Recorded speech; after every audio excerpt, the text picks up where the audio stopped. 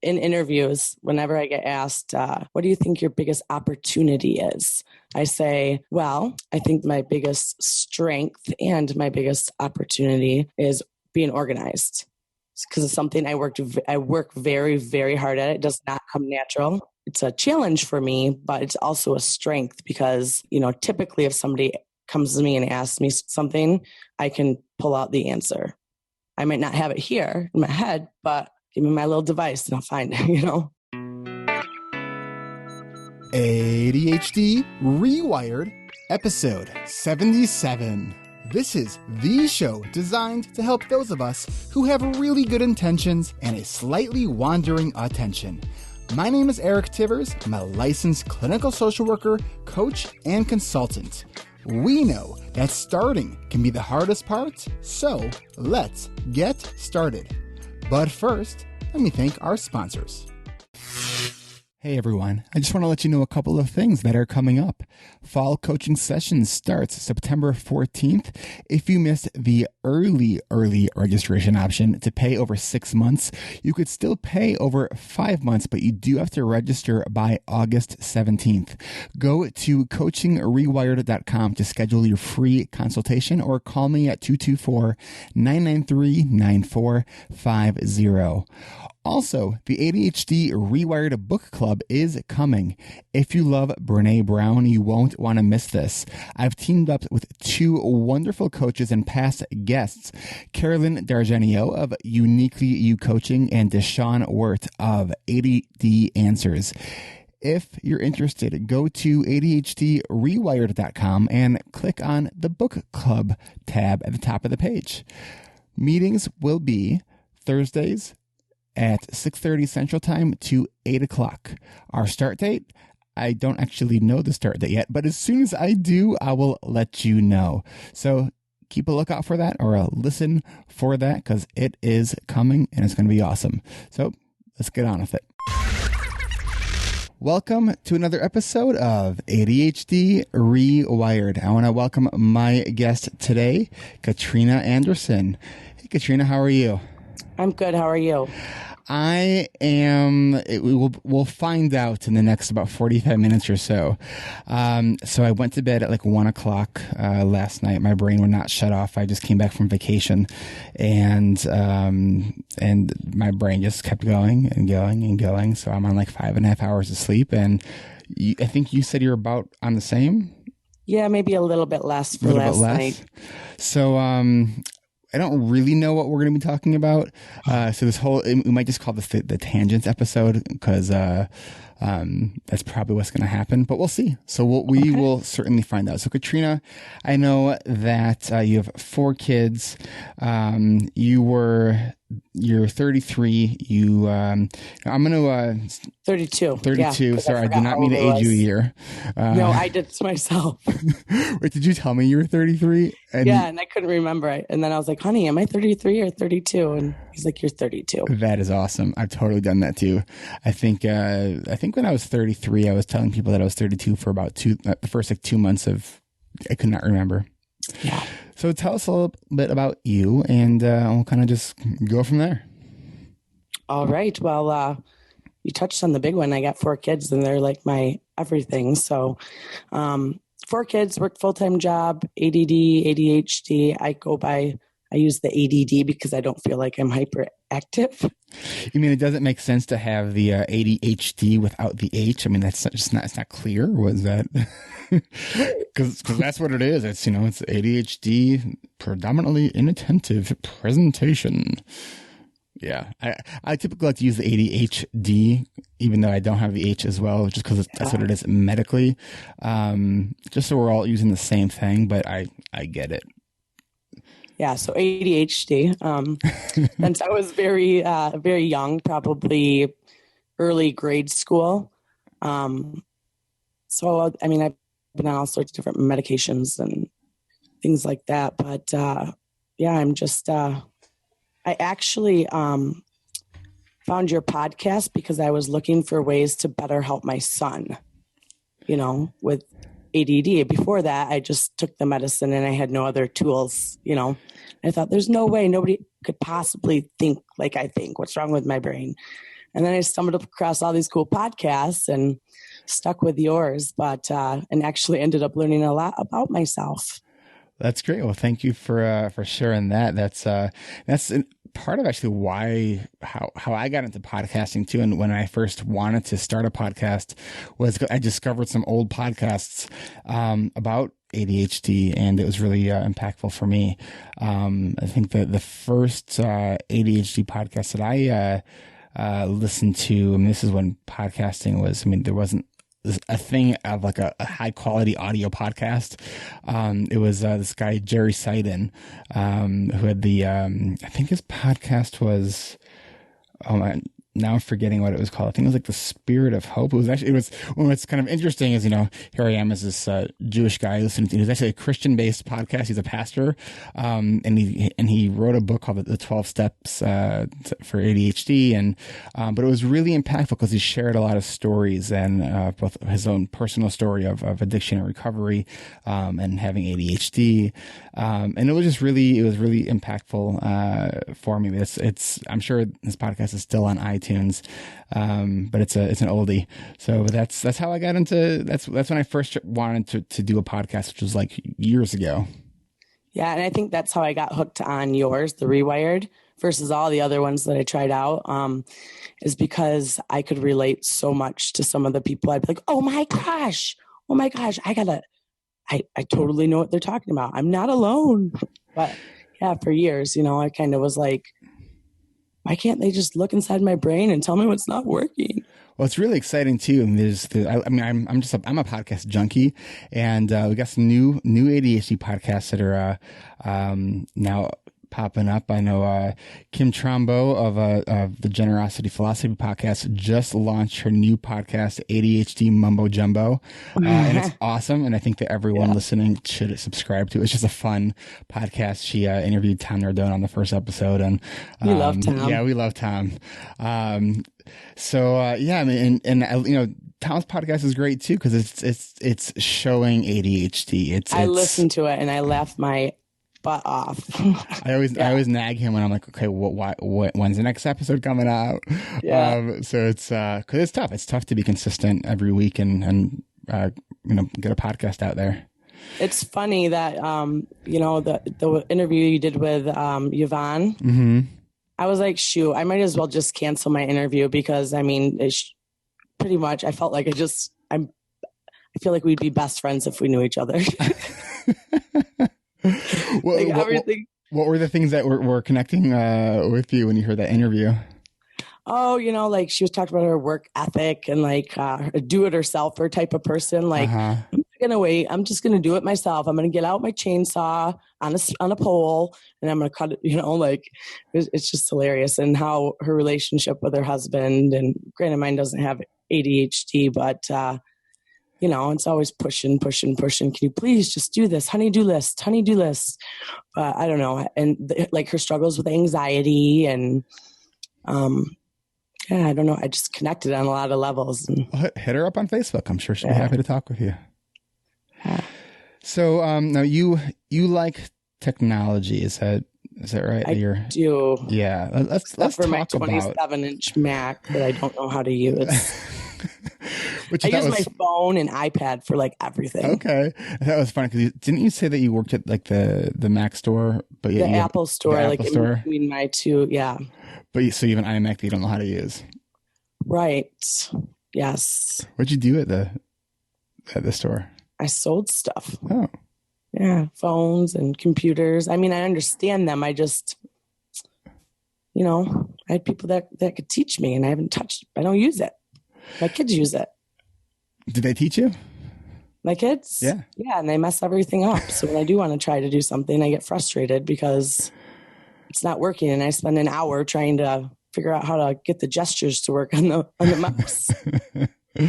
We'll change the settings, and yes, we gotta password protect your stuff, and Have those. I know. A while back, I was, my calendar is like part of my external brain. I mean, it's my, my calendar is so important to my business. And one day I'm looking at my calendar and all of a sudden I see an appointment named like GF3987. And there's another one with a bunch of random letters and numbers. I'm like, oh my God, my son, who was, I think, like, clicked in your calendar, is like on my wife's phone, like messing with the calendar. And I'm just like, okay, the password needs to go on there now. Yes. I mean, all my phones and stuff are, and I actually created a separate iTunes account for my son. Because same thing, my phone and my iPad even is linked with my work stuff too, and my calendar. And that's like my lifeline is my calendar. So I get all, Yeah, and anytime there's like a glitch in any of my calendar systems, it's like the world is not okay at this moment. Yeah, I don't know what I'm supposed to be doing. And then you get all flustered and you can't think. And oh yeah, and then it's like, okay, what part of the system has the issue in it? And it's like, because I have a lot of different calendars that speak to each other. For my scheduling, like for my automated scheduling calendar that I use for clients and for even for this, to my Google Calendar talks to my iCal, and I have a couple other calendars that kind of feed into each other, and some are shared.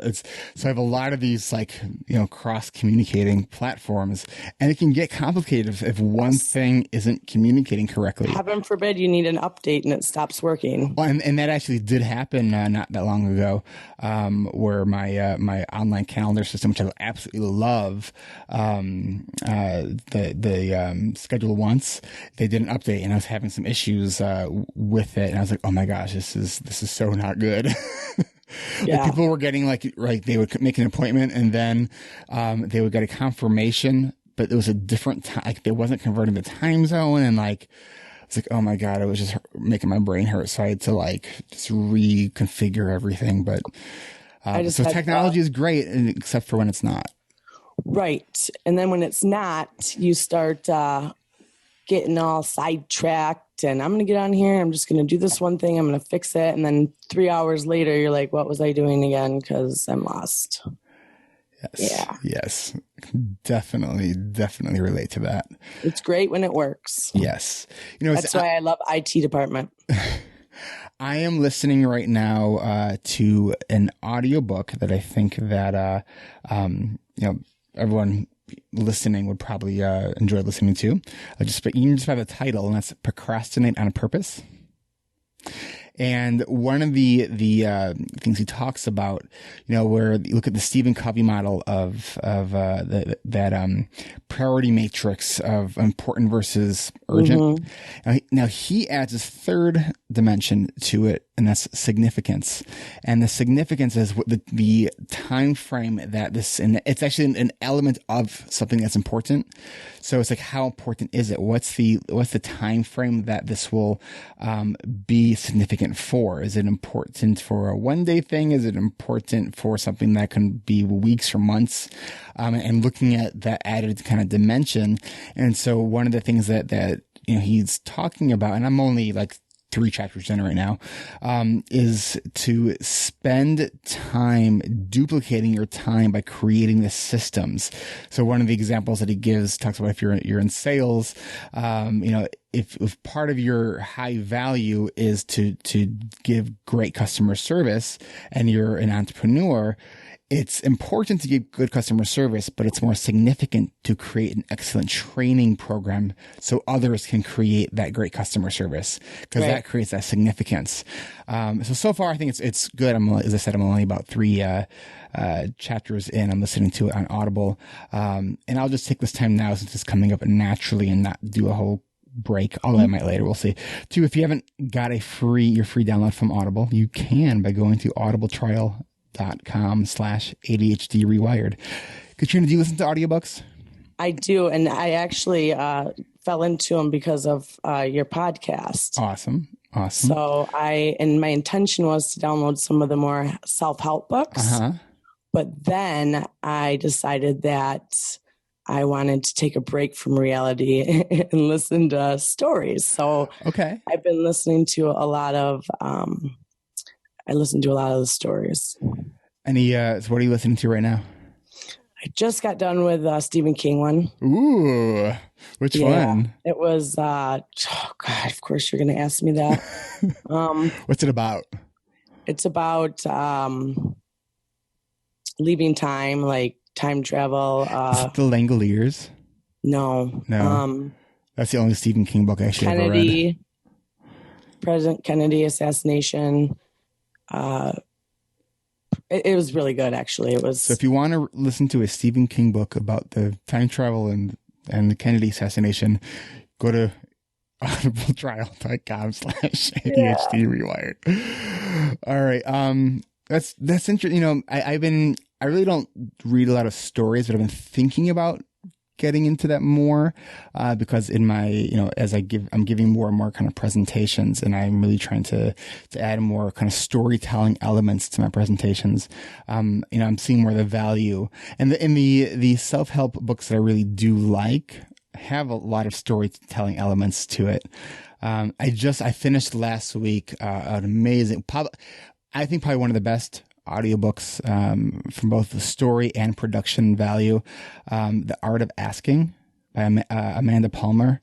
It was brilliantly done. I mean, she's a musician, and she interviews a lot of her music in the audiobook. She was the first musician who was able to raise $1 million on a Kickstarter campaign to fund her album. I mean, it's just an incredible audiobook. Have you listened to that one? No. Like I said, I used to read a lot of books for work, you know, the keys to success and, you know, the different learning. All that hogwash stuff. Yes. So I just kind of, I've been listening to stories. It's like a little getaway for me because I'm on the road a lot for work. So it gives me an opportunity to listen to stuff. And outside of your podcasts and a couple others, I get addicted to these books, and it's great when you can get sucked in by a book. But it's not at the same time, because I will put everything else off to the side instead of thinking about, you know, what customer I'm going to see and what I need to be doing or some of the actionables I need to take when I get there, and prepping myself for these visits. I'm listening to an audiobook. And I can't do both things at once. That's actually how I was with the Amanda Palmer book, the Art of Asking. It was like, okay, I need to stop listening. It was, so it's good and not good at the same time. So, and I think a lot of things in our life are kind of like that. When we were talking a few weeks ago, we were talking about kind of creativity is one of our strengths, but then the challenge is being able to finish. Yes, and finisher. Yeah. It's hard to start and it's hard to end. Yeah. So how does that play out for you? Well, you know, I kind of, over the years, like I said, before the podcast, I didn't really realize that there was such a huge community. So before, I kind of strictly depended on the medication to help fix problems. But along the way, I developed kind of my own systems to help me organize and stay on track. What was the question again? I have no idea. I was really interested in what you were saying there. I was talking about systems, and then I was thinking about, okay, I want to actually know about your systems. I think it was about yours, the starting and stopping, they're not finishing, the creativity, the developing systems. So along with developing systems and stuff, I learned to surround my people. Yeah, I learned to surround my people with, or myself around people that could help me with these, you know, the people that had the strengths that I don't have.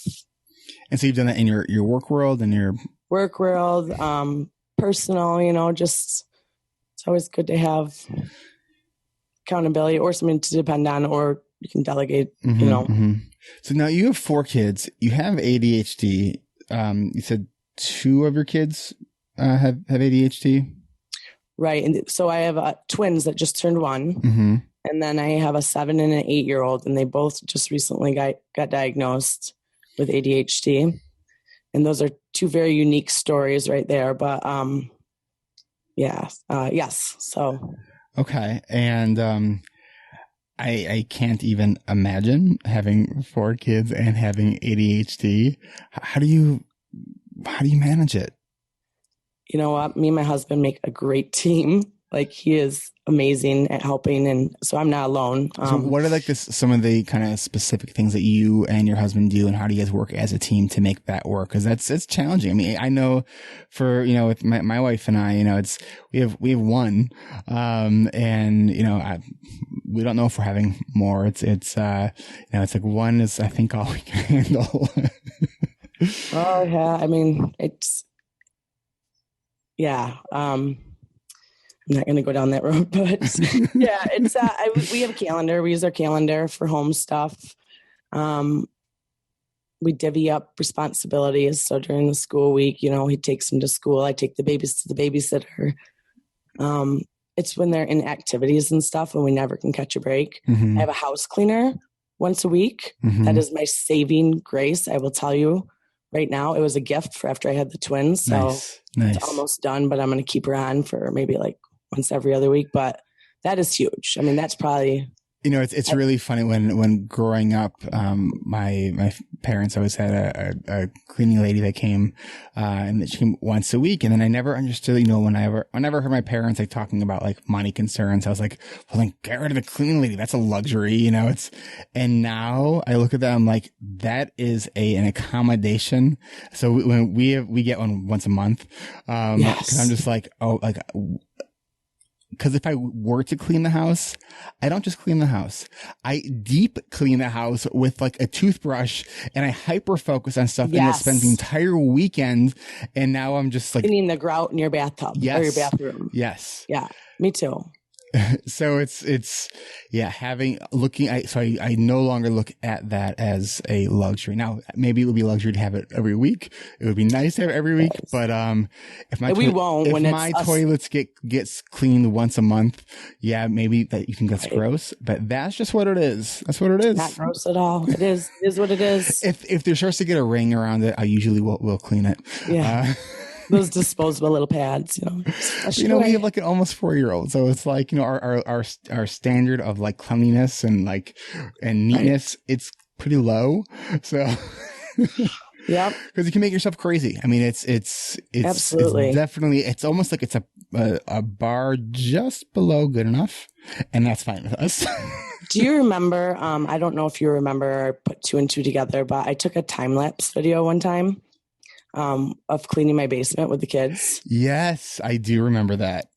Yeah. I do remember that. And it brought me back. I was thinking about your episode with Yvonne talking about Tom taking down the tree. And I was thinking in my head, and then you came out and said it. I was like, oh my gosh, I got to say, do a time lapse video. Because that would be so sweet, to watch Anyways, I got a little sidetracked. And then my brain just went in like 5 different directions. Yeah. I don't think I mentioned this either when we started. I was going to, but I got derailed even before we started. That something that's different about today is because I'm kind of tired and trying to be more alert. I'm standing, and so I've never stood during an episode of this before. So I don't know if it's going to be any different, but I just wanted to share with everyone that I'm standing. I don't know why it's relevant to share, but it was on my mind, and then it came out of my mouth, and sometimes that's just what happens. Yep. It is. Actually, I wanted to know more about how you manage life with working and having 4 kids, because to me you're a superhero, and I want to know some of your secrets. You know what? I had a girls' night last night, and I was talking to a girlfriend of mine, and we were talking about just how our brains function with our family and how chaotic it is, and there's never a dull moment or downtime. And I'm always like, I don't know. I don't feel like I do that great a job. She's like, oh, I got to tell you, and she gave us like the most awesome compliments, and it felt really good to hear that, because, we don't get that very often. But so how do I manage our life? Well, let me just tell you, my work is probably more organized than my home. As is mine. Okay. So at home, I don't really, we come home and we have like a routine every day, and kids have chores, and, we do our thing. If there's an event, we go. But at work, some of the tools that I use, and that I've adapted over time before, listening to the show, and I was like, oh, I do that. So it would have been nice not to try to recreate the wheel if I would have had these tools available in the beginning. But I use a calendar like Outlook. I use Evernote. It's my saving grace. I have quite a large package of accounts that I visit and see for customers. So each customer has their own account, and without exception, anytime I take a note, even if it takes me longer to get into that notebook and file it correctly, I always put it in there, because there's no way after seeing 10 people in a day, I can remember everything that they needed me to do. So when I get back to the office, I can just pop open my computer, and it's, all time stamped. So it's like a little to-do list. I can just work it. And actually, it's kind of redundant, if that's the right word, but I'll go through my Evernote list, and I have a little notepad that I use, that I put down all my, actionables and things that I got to do for the day. Because I'm seeing this, it's like what is it, a 5 it's by just 8? It's just a standard notepad with the spiral on top instead of the side. Yeah. It's from work, so it's just a notebook. So there's no like reason you have that one other than it was from work. Right. And that's what everybody uses. And it keeps everything together. It's not, I don't know. I just use that date it at the top. I put all my checks and to-dos, and I do it. So, calendar events, big for me. If I have an appointment or something and somebody wants to meet up, I'm like, send me an invite. I need to have it on my calendar. Otherwise, it's not going to happen. Make sure to alert me a day before, 15 minutes before. And it's funny. I just got back from vacation, and so I had to, re-record my voicemail, because I had to change my voicemail for my, to let people know I was on vacation. And so I decided to, because on my voicemail I have about if you're a new client or prospective client, that you can go to my website and schedule, a consultation call with me. And so I emphasize that part when I re-recorded it. I'm like, please, don't leave me. I wanted to say, don't leave me a message. Just schedule it on my calendar. That way the phone call will happen. It's like, I don't want to have to have this to-do item of returning the call. Just go to my calendar if you want to talk to me. And there's all these options. You can choose a 20-minute call. You can choose a 5-minute quick call. Yep. Just schedule it and it will happen. It's like magic. I just, I know. Yes. Right, because I respect what's on the calendar. You know what I mean? It's like when it's, I'm so, and it's funny how many people I talk to who are phone phobic. And I'm totally phone. I hate the phone. I see the phone ring, and it's like, I don't want to answer. Why are you calling me right now? Yes. My husband was like, "Are you going to get that?" I go, "No, I don't feel like talking right now." Right. It's like that's what voicemail is for. But then the challenge is when you are calling, or someone's calling you who's also like that, it's then a nonstop game of phone tag. That's right. There's text messaging. Right. It's like, are you available at this time? Yes. Okay, let's schedule it. Yeah. I know technology has completely changed everything. I feel like for the good and bad, but for the good, because I can have conversations with people that either, for whatever reason we can't connect, but throughout the day we can just connect when we can, Right. And talk, or people that are long-winded and that you don't want to get in an hour conversation with them on the phone.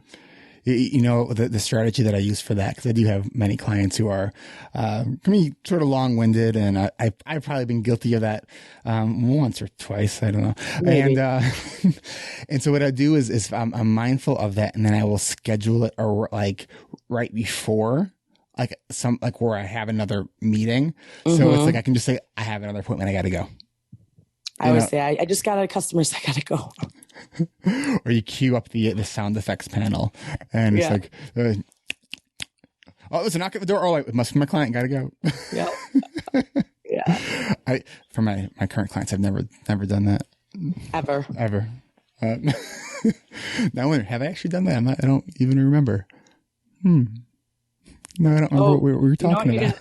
Can I tell you something that you have to change? Oh, yeah. On your invites is your Skype. You always want people to use Zoom. Right. So, okay. Right. And so part of the update is I can't figure out where that text is. Because I was able to update it, but it's keeping that other part in. I know it's really bothersome. Because I spent like 30 minutes trying to connect with Skype before and I got you'll never here. get the 30 minutes back, and I'm so sorry. I would And that give was it back to you after if I I was can. an hour early. I'm so sorry. I'm like, darn it, I could have went out and saw like 5 people this morning. Yeah, but then it would have been 5 p.m. at the time you realized, oh crap, you had this, this call with me today. Yeah. Oh Yeah. Even with all my cool technology and planning, I still goof on stuff. Oh yeah, me too.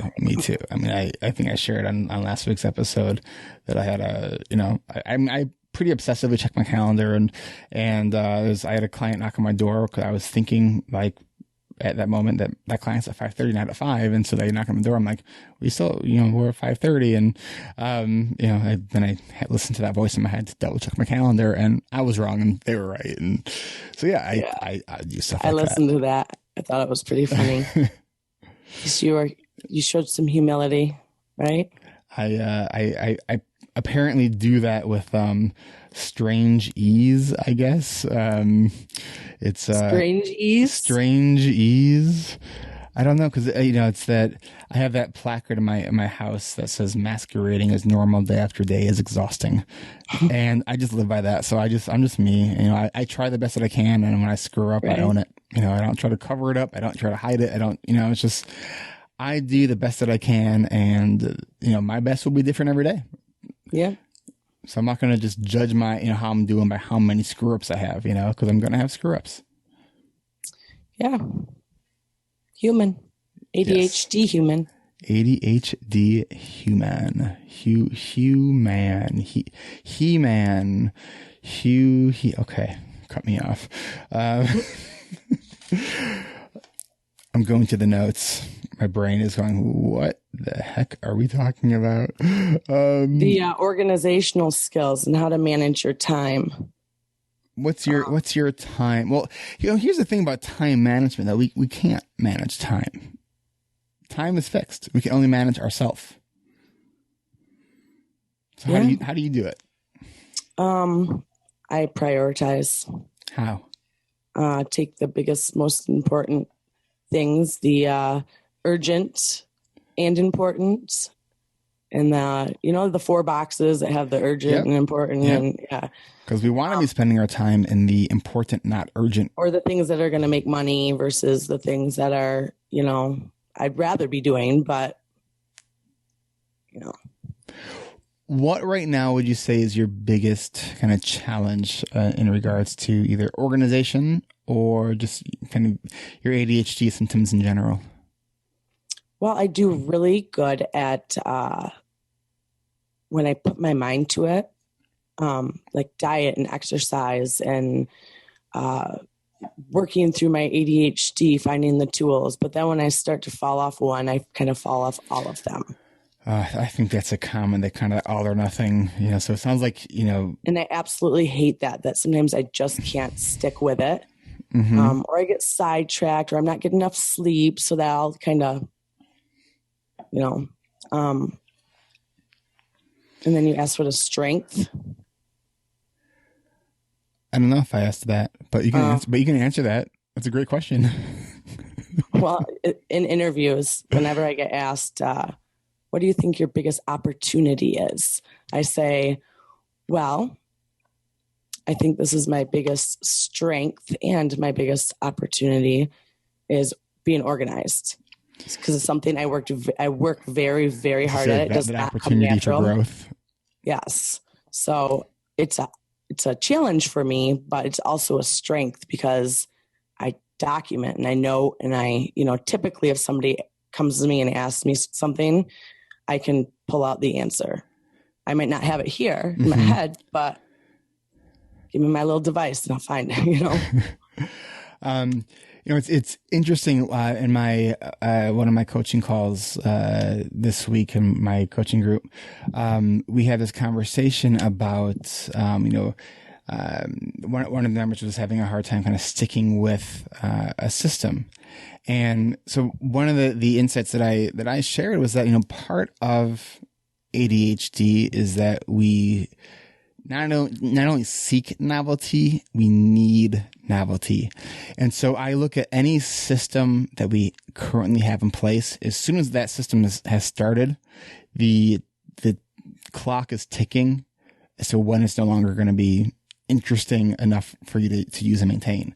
So, because a lot of people will say, "Oh, I've tried that and it didn't work for me." So I asked them, "So how long did it take until you felt like it didn't work for you?"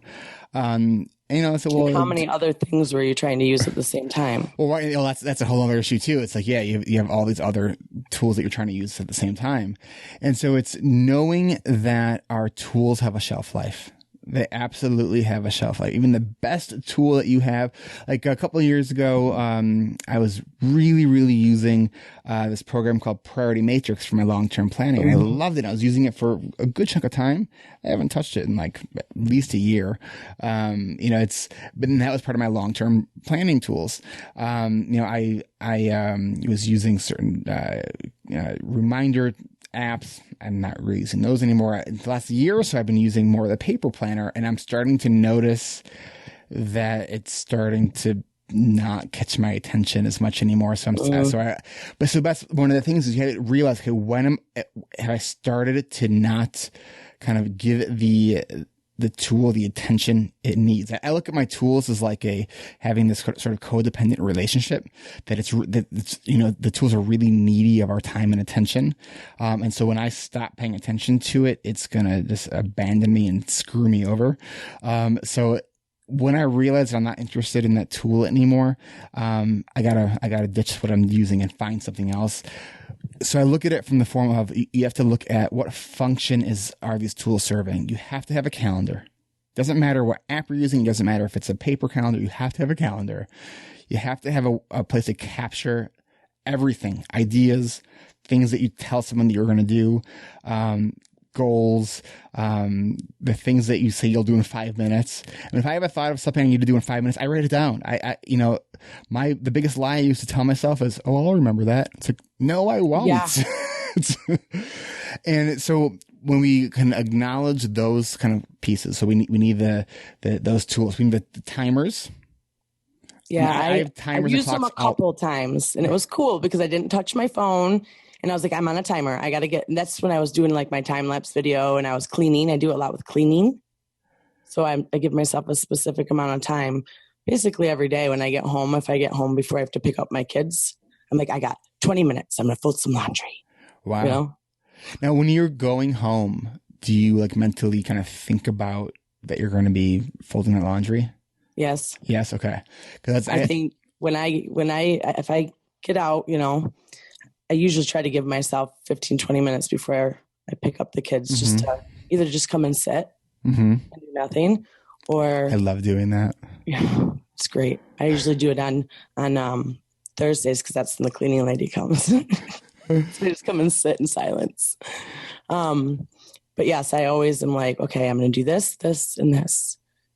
You were talking about tools. Yes. And one of my notes that I'm looking at on my screen, because you asked me to take notes about things to talk about, is needing constant stimulation.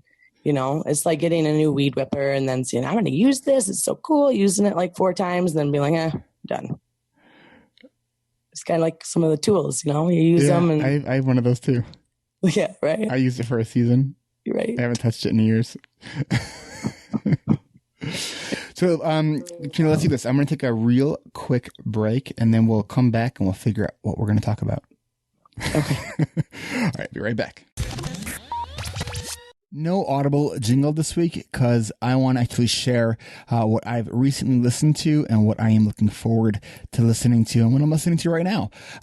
So right now I'm listening to Procrastinate on Purpose by Rory Vaden. I'm about halfway through it right now. I have 3 hours and 21 minutes left of it. And I really like it. One of the key takeaways right now that I'm getting from it is he takes that kind of priority matrix of importance and urgency and adds a level to it on the importance scale, and it adds significance, and it's looking at time, the time scale in which something is important.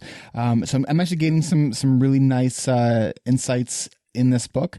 And I would encourage you to check it out as well. That's Procrastinate on Purpose.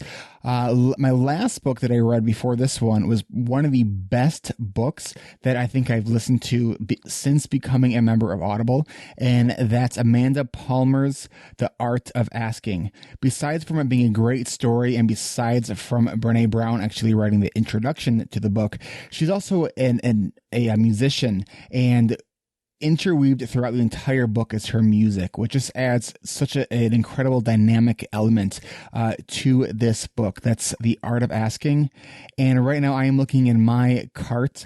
I have already ordered, the pre-ordered, it's called Rising Strong, The Reckoning, The Rumble, The Revolution. This is Brene Brown's new book.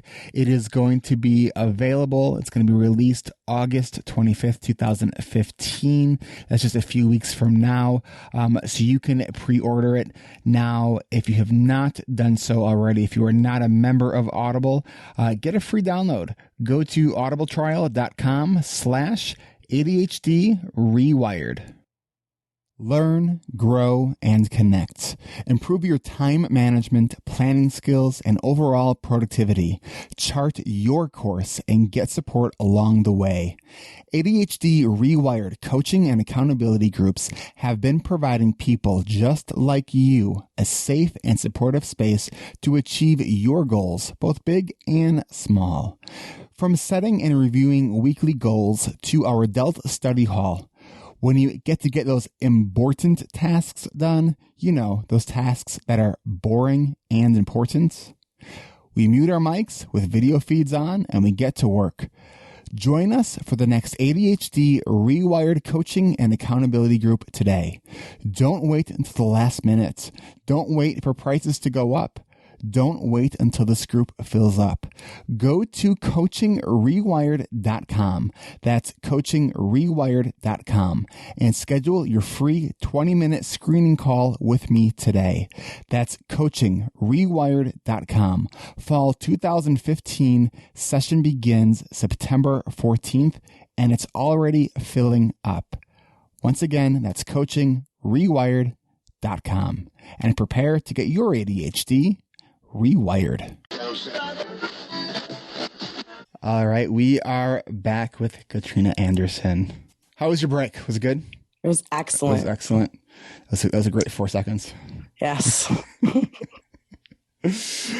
Oh my gosh, I should not be talking into a microphone right now. My brain is just like, go to sleep. Why are you still awake? You have so much to do and you need to take a nap. Yeah, I'm definitely, after we're done with this, I am taking a power nap. I have to. I'm so jealous. I usually can't. I usually have a very hard time with it, but I know I have so much to do. I'm working on this presentation that I'm giving, a 2-day workshop that's coming up Monday and Tuesday.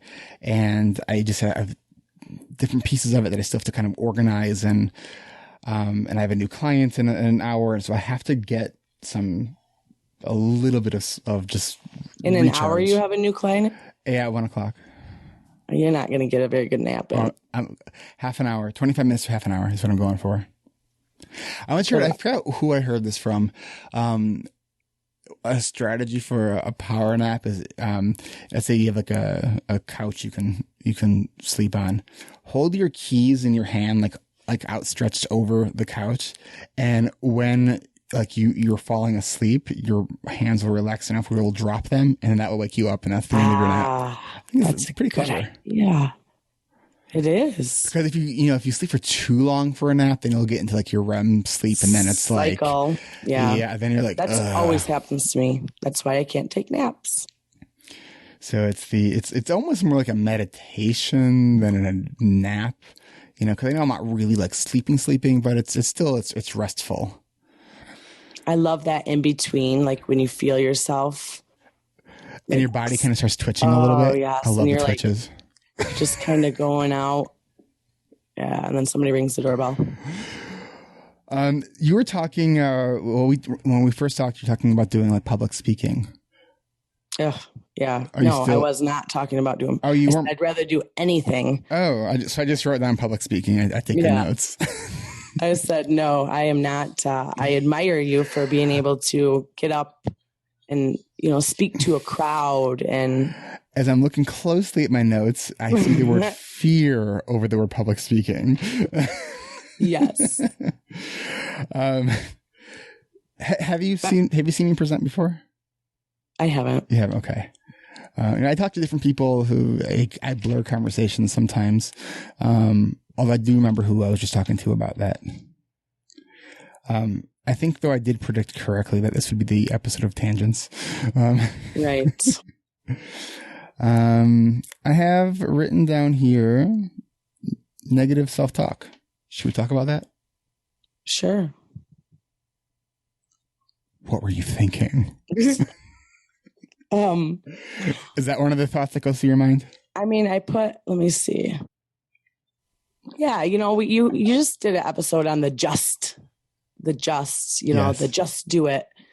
And, I always am saying that to myself. I haven't recently. I'm trying to think about different ways of saying it, Mm-hmm. and I have to really reel myself in sometimes and be like, I can't think about it that way. Yeah, I get flustered and frustrated when, I can't do things that look so simple to other people, like go to the store and buy groceries. That is so deep in my red zone. Katrina, I'm exactly the same way. This is like, as far as the balance of powers in my family, I'm so grateful that my wife does the grocery shopping. And I told her if she's ever getting really sick of it, that I will do it if she wants me to do it. I'm grateful that she's never taking me up on the offer. I still have to do it though. Right. Oh, and it's like an all day event. I did tell my wife that if she wants me to take over shopping, I will, but I'm absolutely calling Peapod, which is a grocery delivery service. It's, it's like $15, I think, of a service charge, I think. Totally worth it because I will be in there for 3 hours and I will come out as a miserable person who hates everybody. Yes. So Meyer, when I was like 9 months pregnant with the twins, I had to get some stuff. Oh my and gosh. My feet hurt so bad. I couldn't walk. So I called every Myers I could think of and said, do you have curbside service? Can I just, put an order in? Can somebody just bring it out to me? And now they're starting to slowly integrate that into some of their stores. And I am like, heck yes, I will shop online. You can save my list, because it will tell me what I frequently purchase, just like any other technology. And I'll drive my car up there and you can load it in. I don't want to have to go into the store. I wonder if Amazon will get into the food kind of delivery distribution business. You can do the non-perishables. Yeah, I know. And I've recently discovered I think I mentioned this recently, peanut butter powder, because I make like the same like protein shake. Yeah. And so I recently discovered that, and so I get that from Amazon, and I get my protein shake and stuff from Amazon, because it's just cheaper to get it in bulk. And did you know, Katrina, that you can support this podcast by shopping at Amazon through my website at ADHDrewired.com? Did you know that? I did it for Christmas. Yay. Thank you. Yeah. Isn't that awesome? Yeah, it is. I'm going to excuse my the just blatant shameless plugs today on my just lack of sleep and not using great judgment. But hey, if it works, I guess it was beneficial then. It did. I did. I thought of you when I went to do my kids' Christmas shopping. I was like, hey, if I'm going to shop anyways, I might as well get somebody kickback.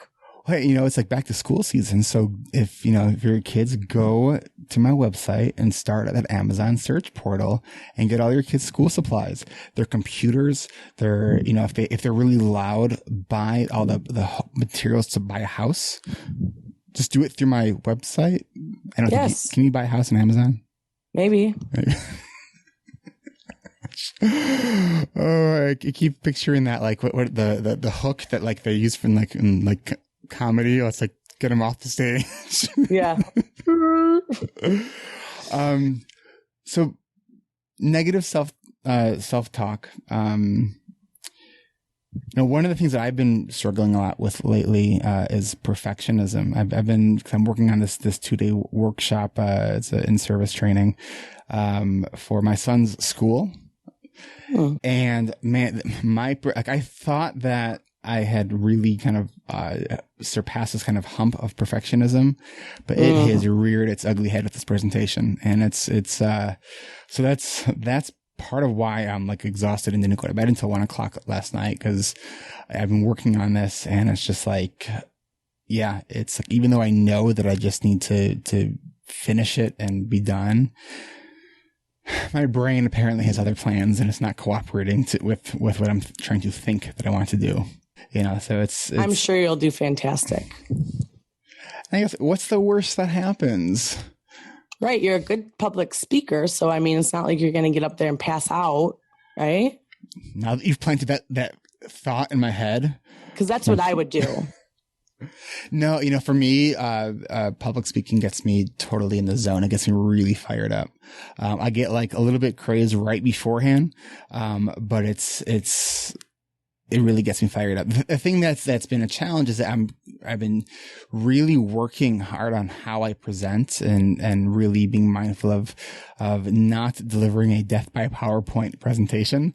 And really, trying to, in a sense, sort of do part of what I do in the podcast and storytelling. And it's, and really be more engaging and, really try to get at some emotional triggers and not just all factual, slides with lots of data. And, that's some of it. Right, exactly. So yeah, I mean, a lot of my slides are just a picture, and the picture just supports what I'm talking about. I have very few slides that are like bullet points with text. There are a few. But I have videos. It's because, I love learning from people who are dynamic. And I had a professor in college once who, he would just tell these just kind of on your edge of your seat type of stories. And then in the last like 3 minutes of this story, I mean, you spend the whole class session telling the story. In the last 3 minutes, he would like wrap it up in this neat little bow. Then you just realize that you just learned so much. And it was like, he had such a gift for doing this. And it's like, oh my gosh, I can't get through a story. Like, I'll start telling a story and my story will go a different way. And I'm like, that's not what I was trying to tell you. Some people are just really good at it. So that's one of the things that frustrates me. Along with being able to articulate, and get through what I'm trying to say. And I always come off as really serious, and I'm not like a super serious. I'm kind of serious, but I mean, I come off like, especially when I'm in a nervous situation, like I don't smile. I think you were just talking about this on one of your podcasts. Like, you just don't smile. Your face is stiff, but if you smile, I guess it's supposed to, with pheromones or whatever it is. Well, it's that two-way street of communication between your brain and what your body is doing. So if you're feeling, unhappy or whatever, and you're non-verbally or expressing that, but if we can have, conscious control of our facial expressions. So if we can kind of create the facial gestures that show happiness, our brains go, oh, I recognize that facial signature. That's happiness. And then the brain starts to feel happy. You know what? It's crazy because I can go into a business that I've never been into before, walk around their plant or their, purchasing department and just like make friends with everyone. Just talk to them, no big deal. But you get me up in front of people where all eyes are on me. And I like I'm not kidding when I say I have like an out of body experience. Yeah. Like I feel like I'm standing over myself, watching myself. It's really weird. And I have such bad anxiety about it. And once it happens, then I'll have anxiety attacks for the next 5 months. Oh my gosh. That sounds really awful. Awful. It is. Awful. It is. But when you said that out of body experience that where you are like seeing yourself, when I was in college and I did this, not all nighter, but all weeker, I had one of those out of body experiences that I was having like true hallucinations. Like and I had that very experience of like seeing myself. Like, I mean, that was not a good place. And I had a mentor, somebody that I was working with, at my job, and I wanted to have like a mock interview with her and, ask some questions as it relates to a job that I was interested in. And I didn't prepare as well as I should have, first of all. And I went in there and she's like, are you okay? Because I was just like, my face was straight. It looked like I was mad or angry, and I wasn't. I just was like, didn't know how to control my face. And I think a lot of people don't realize what their neutral resting face is. And there's even been research that has shown that kids, especially whose neutral resting face comes off as more positive and welcoming, have more friends than than kids who have their neutral resting face comes off as more negative, like standoffish. Yeah, and it's something that it's one of these things that it's kind of below our conscious radar, but we can actually take conscious control of it. We can kind of come out of autopilot. So, I think it's helpful. One of the ways to increase your self-awareness is you have to ask people. It's like, hey, when I'm just like doing my work, or, how does my face seem? Like, do I seem like I'm happy? Do I seem angry? I think that's a really important thing to be mindful of, because if, how awful would it be if like you're generally a happy person, but the look that's in your face is not saying that you're happy. Right. It's like, that's going to impact how people kind of perceive you. I've had that feedback. Yeah. Yeah, I have. And so I work on it. I have to consciously think, just smile. Mm-hmm. Even talking with you today, typically I'd be really like, I don't know what to say. I don't know what to do, but I don't know. It's not as bad as what I thought it was going to be. Well, it's because you're in a safe space right now where you're allowed to not know what to say or not know what to do. Because I'm kind of doing the same thing with you. Yeah. We're not actually trying so hard. We're just being. Yes. So I'm looking at my recorder here, and we are only 7 minutes past the goal of when I wanted to end the interview. So we're beyond schedule again. So let's do this. Let's move into the last part of the show, the random question round. Okay. This is the part of the show that has nothing to do with ADHD, which then paradoxically has everything to do with ADHD. Katrina, are you ready? I am ready. Give me your invention. My invention is a pill that has all the nutrients that you need in it, so you don't have to eat. Interesting. And calories. So, your teeth would stay better, and breath would probably stay better, and you wouldn't have to worry about eating. Or dishes. Or you having wouldn't have breakfast. To do dishes. Exactly. Imagine. Just imagine. I'm too much of a self-identified fat kid to even want something like that, because I love food. I do too. I eat it in the middle of the night. If we have any sweets in our house, I'll wake up and eat sweets. There's no sweets. I can't have sweets in my house either. I have there's no such thing as, I'll just have one brownie. One Oreo. Right. And by one, I mean the package. Well, they're Oreo Slims, thins. I mean, come on. They're like good for you. Yeah, thin. Okay, my my next question is, you are about to deliver a pitch to the look of disgust in your face is awesome, by the way. You're about to deliver a pitch to a pharmaceutical company about this pill.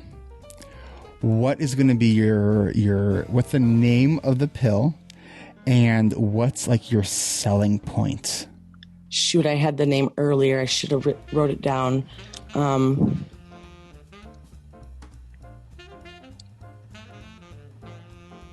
It's going to be the just the way you want to be pill, or just the way you want to look pill, or yeah. I forgot. I had a good one. Darn it. And my pitch would be, it's going to make you guys money. This thing's going to make you money. It's going to go off the shelf. People are going to want to control how many calories in their intake that they're getting. Parents aren't going to have to do dishes. Do you realize, though, you would collapse industries? Bed Bath & Beyond, what are they going to do with all those dishes?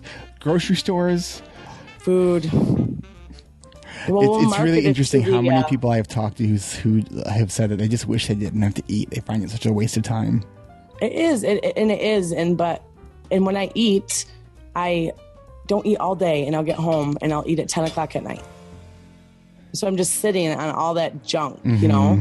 And if I do eat, I'm usually on the road, so I'll stop somewhere, and that's money, you know, and yeah. So I wish I could just take a pill that had all my nutrients in it, and I can get the right balance, the perfect balance for what I need for my body. Because imagine that if we all ate a really great diet with the right balance of proteins and, you know, all the stuff you have to keep you functioning, we'd all probably function better, you know. We could take the diet piece and.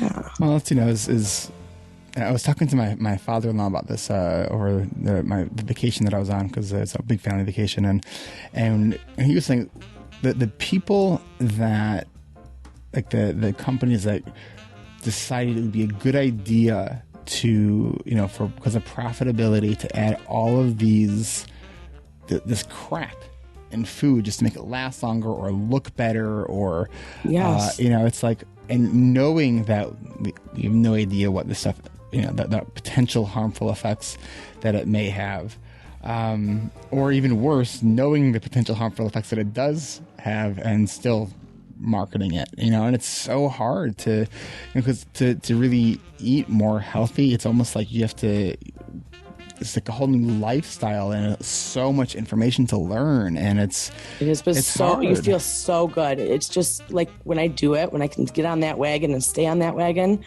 and I'm eating good, because I did like a low carb thing, not no carb, because you need carbs, but I did like a low carb, so I was eating a lot of you know, not processed foods, breads, and I was eating peppers and veggies, and I felt so good, like.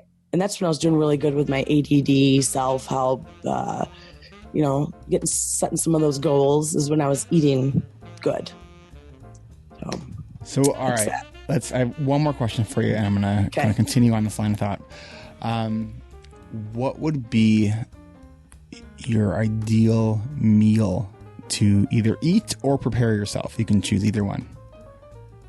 Your Last Supper. You don't want to know. Hot Pocket in the car, followed by a s'mores Pop-Tart. Right. Right. Like my favorite or an ideal? Convenient, or what I would like to make if I had the stuff in my house? Go either one. All right. Stuffed red peppers. Stuffed red pepper. What would you stuff it with? I would stuff it with some meat, ground beef. Okay. Get some garlic mixed in there, and I can't remember. I have a good recipe for it though. Some cheese. Yeah. It's making me hungry. I know. I'm starving. And what about for dessert? Oh, dessert. I'm not much of a dessert eater. What's wrong with you, Katrina? I know. I love chocolate and sweets, though. I just don't like dessert. I don't like cakes. How is it different? Well, I don't know, but I just don't. I'm not a fan of cake, I guess, or eating. I don't like birthday cake. It's too sweet for me. I like to eat sweets in the middle of the night. It's a good time to eat sweets. Yeah, I know, right? So, dessert, I would say Oreos or Hershey Kisses. Yum. And just so you know, when I said what's wrong with you, it is one of my least favorite. Like, I hate that question. So I just want you to know that I was being playful. I just wanted to. The fact that it came out of my mouth, I felt dirty when I said it. Yeah. And I think that comes from just being an undiagnosed kid with ADHD and having been asked that question. You know, and it's what's wrong with you? Oh, I've said it to my kids, and I've immediately felt dirty. You know, I'm an awful parent. Oh my! I'm like, oh my gosh, I'm awful. Yeah, a week or two ago, you know, one of the things I often will say when I'm giving presentations is, you know, why often a lot of kids with ADHD will lie, and I say, if you know why your kid did something, don't ask them like, why did you do that? Because probably the only honest answer is, I don't know. So I always encourage parents to not ask, why did you do that? And you know what I did about 2 weeks ago? My son did something that I don't even really want to share. So I asked, I came out of my mouth, why'd you do that? And I was like, oh, God, I can't let you just ask that. And he just looked at me and said, I don't know. I was like, oh, gosh. And it was impulsivity, Which is a humongous struggle in this house. Yeah. Having all of us ADHDers. But yes. Kids, I could go on for another hour, so I'm not even going to go down that road because I know you're trying to wrap this up. You need a nap before you. I do. I need a nap. Katrina, thank you so much for spending the hour with me, for sharing your story with the community. Kind of sharing it, Yeah, just having a conversation that we happen to be recording. So any final thoughts that you want to share? And if you want people to reach you, you can leave that information as well. All right. It's I'm on the group, so find me there, and it's my Facebook account. Message me, whatever. Okay. Well, no final thoughts, though. I mean, I love your show. I think you're good. Thank you. Like Tom Nordine, too. I think he's a funny guy. That Tom Nordine. Yep. He's dude. Okay. I got to go to work. Okay. You got to go. So turn into the Tom Nordine. I'm just messing with you because it's Tom Nordone. I already said Nordine. Nordone, that's right. And I'm just imagining him right now cracking up. So, all right, I'm going to end this because we know that starting is the hardest part, and stopping is, I think, it's a tie for also the hardest part. So let's just cut it off. Thanks. Okay. We'll talk to you soon. See you. Bye-bye. Bye. Thank you for listening to another episode of ADHD Rewired. And if you're new to the show, welcome to ADHD Rewired. We are more than just a podcast. We are a community focused on learning, growing, and connection. You could see a full outline of this and all other episodes with all the links and other resources mentioned during this interview at ADHDrewired.com. Help support this podcast by checking out my sponsors. I use Zoom video conferencing nearly every day, and so can you. Go free or go pro. But please, go to erictivers.com/Zoom so they know that I sent you. And you can get a free audiobook from Audible at erictivers.com/Audible. And next time you shop Amazon, use the Amazon search portal at ADHDrewired.com. A small percentage of your purchase will go to support this show, and it doesn't cost you anything extra. You can also support this podcast by leaving an honest rating and review in iTunes or Stitcher. This really helps other people find this show. And don't forget to hit subscribe so you never miss an episode. Don't just be a passive listener, be an active member of the ADHD Rewired community. We are on Facebook. You can like our page, but please submit your request to join our free and growing community. And don't forget to check your other inbox because I screen everybody before they come into our community. Looking for a coach? If you're still listening at this point and you answered yes, come to my website at ADHDrewired.com and schedule your free 20-minute consultation, or call me at 224-993-9450. Is your school, business, or organization hiring speakers? I provide fun and engaging presentations full of practical solutions that both educate and entertain. Hire me for your next professional development day or corporate training event. Go to ADHDrewired.com/talks. Thanks for listening. I'll catch you next week.